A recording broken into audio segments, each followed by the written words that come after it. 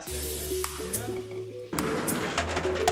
The loading station, we'll throw the gear down.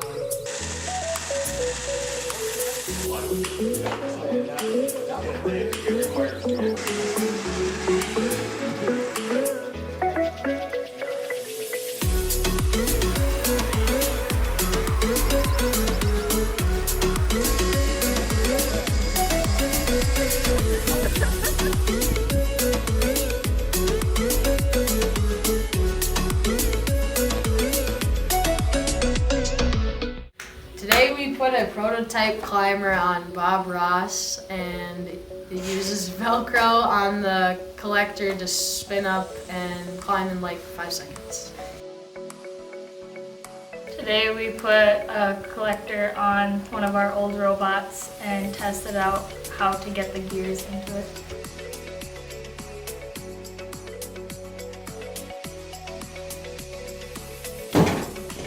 Alright, today we got our chassis assembled and we put rivets in the edge and screwed it down after we drill pressed some holes in it.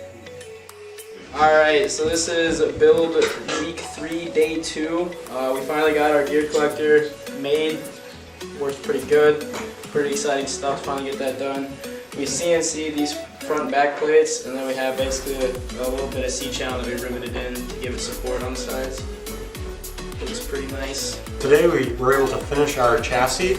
We got that built. We got it all assembled, all the pieces of the frame. We were able to get the wheels mounted along with the bearings and bearing blocks and all that stuff. And we were actually able to get the motors mounted on as well along with the gearboxes and get those all broken in. And we were able to get the chassis working, and hopefully by tomorrow we'll be able to have it running. Tonight was dedicated to helping out the rookie team we are mentoring, the Kellier Bogbots, FRC Team 6453.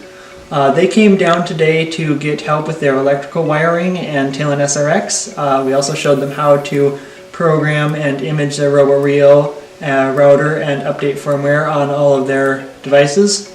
And they also wanted advice on bumpers and parts we could order, so we helped them with that.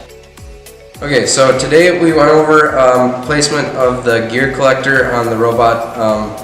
We were having a discussion on either putting it on the back of the robot or putting it on the front of the robot, and it took probably an hour and a half to figure out just where to put it. So after we finally made a decision, we're going to end up putting our gear collector on the front of the robot.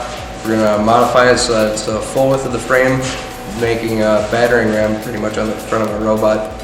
And in doing so, we're just going to be a lot more structurally sound and make us a lot more efficient. Today in the robotics room we put a temporary control board on it, and then we brought it into the school and tested how it drove and how much it could push. Was it fast? Yes. Okay.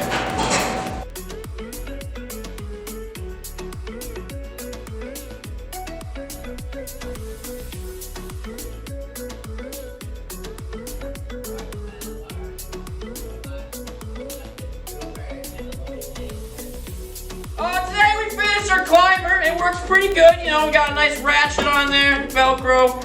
You know, turned at about 100-to-1 ratio. Should climb our robot, no problem. John has a little bit more about it, or about something. Alright, so another thing we did over here to mount our front piece, which is what the gear collector is going to be, we're going to have a piece running across the entire front of the robot. Now to support that, what we did is we took 1x1 aluminum, we're going to mount that to the ends of the frame, and then to support that, we have this little L bracket on here that the polycarbonate will be affixed to. Now that bar right there needs to be supported. So we cut out these supports right here out of another piece of 1x1 aluminum. It's going to be bracketed up there and down here. Alright? And that should give us enough structural support to withstand any impact from the front of our robot.